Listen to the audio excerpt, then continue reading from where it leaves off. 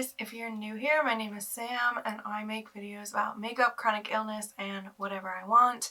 Today is a video that was kind of sparked by recent events. We're going to be talking about medical gaslighting. This is something that affects disabled people and able-bodied people all the same. It is more of a medical community problem than something that affects any individual group. I will insert a disclaimer here that obviously this doesn't apply to all doctors.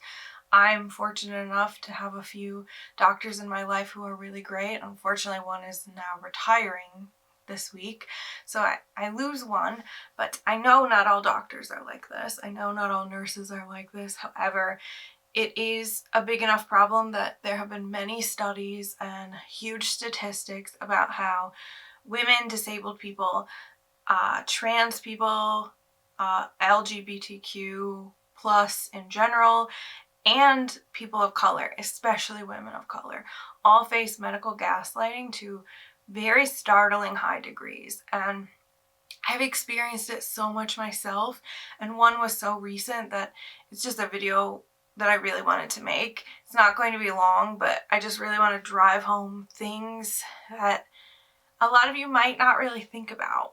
Okay, let's start out. What is gaslighting? You might not be familiar with it, but I'm sure you've experienced it.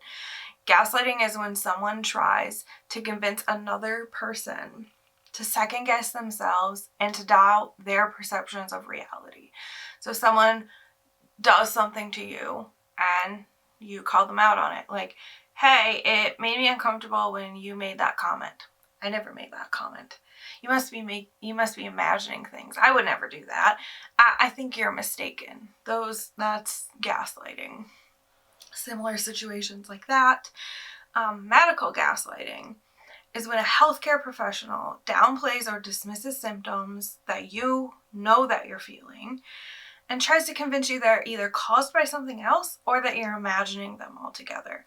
I have experienced this countless times. It's why I kind of have a mild form of PTSD when it comes to going to a new doctor, and sometimes even a doctor I know I can trust, one that I have a great relationship with. I still get incredibly nervous when I have to go and see them because I'm scared this is going to happen because it's happened so many times. And not just to me, basically everyone I know who's ever been in a healthcare setting has experienced this to some degree. My most recent experience was with a psychiatrist. My psychiatrist was booked and I needed to see someone for a med refill, so they had me see one of the other doctors who I knew was not well liked, but I was willing to give it a shot.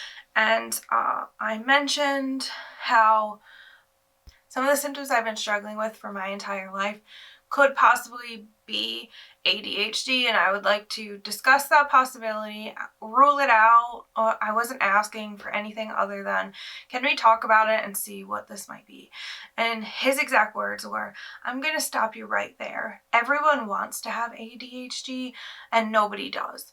Everyone has trouble focusing. You don't have ADHD.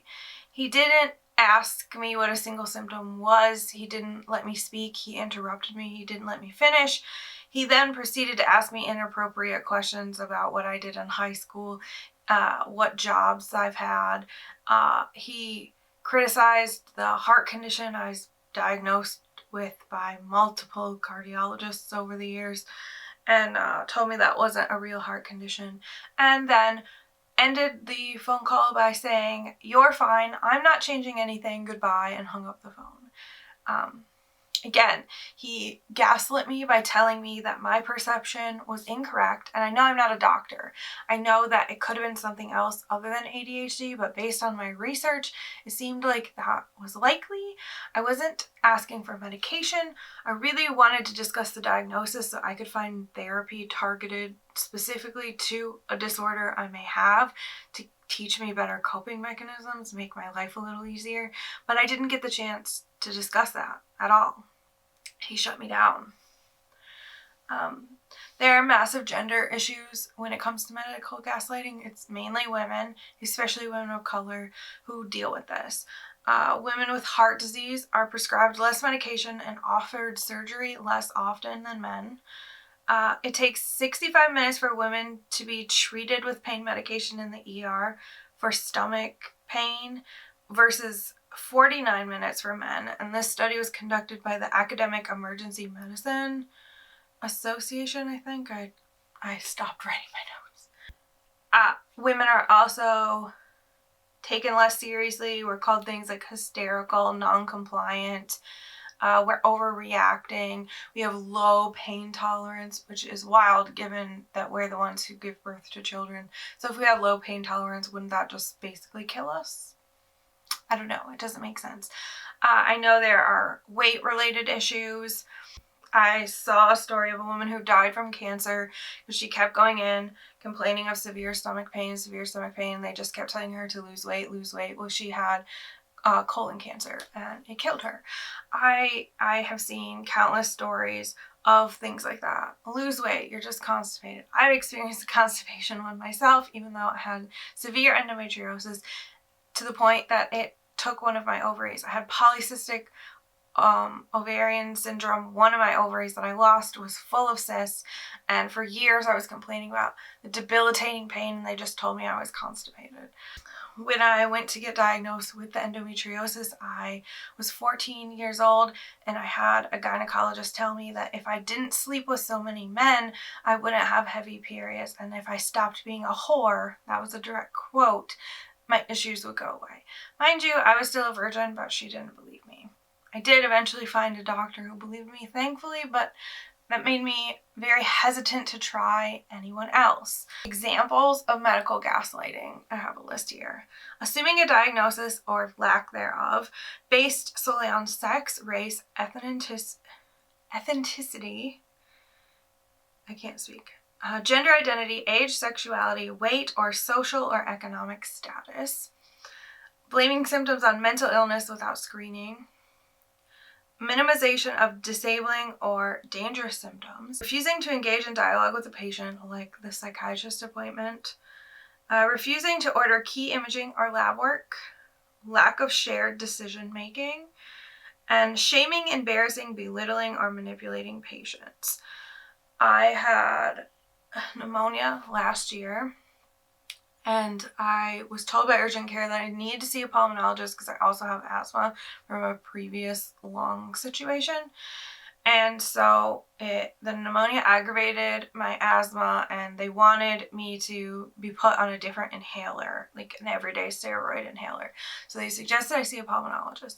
I found someone to squeeze me in immediately, and they had good reviews on Google. This man was incredibly unprofessional, asked me very personal things about like my home life, asked me about my personal relationships, asked me about my job, asked me about school. Mind you, I'm there for asthma. I don't know what any of that has to do with anything. I understand questions about smoking or drinking or whatever. This wasn't it. It was, who did I live with? Was I dating or married? Things like that. I don't know what my schooling has to do with my lungs. Anyway, he told me that he looked at the imaging from my x-rays and that both the radiologist and the urgent care doctor were incorrect. I did not have pneumonia. I was just having an asthma attack, which doesn't make sense as I actually had fluid in my lungs, and as far as I knew, that wasn't a symptom of an asthma attack. He then asked if I had cats, and I said yes, and he said, there's the problem. Get rid of your cats. I thought he was joking. He was not. He said, you have a cat allergy. I said, no, I do not. I've had allergy testing. I'm not allergic to cats. Yes, you are. Everyone is allergic to cats. I don't think that's correct. Yes, it's the cats. Get rid of your cats. He then proceeded to make me remove my mask to look in my nose and my mouth with his iPhone camera, the flashlight, not the medical light. He used his iPhone flashlight to perform a physical on me. I don't think it was a camera, I misspoke. And then on my discharge instructions, he did prescribe me a new inhaler, but then insisted I get checked for sleep apnea and wrote on the discharge instructions that I was to rehome my cats. Yeah, I don't know how someone like that even has a job, honestly. It's terrifying. I know this isn't unique. This happens so often. And I feel like there should be someone who investigates this type of stuff. I mean, doctors are still taught in medical school that Black people feel less or no pain compared to white people, which is completely inaccurate and very harmful. We have people becoming doctors who are learning all of this misinformation basically just to gaslight patients. I don't come to the doctor for fun. People don't enjoy being on medication. They don't enjoy having testing. They don't enjoy being here.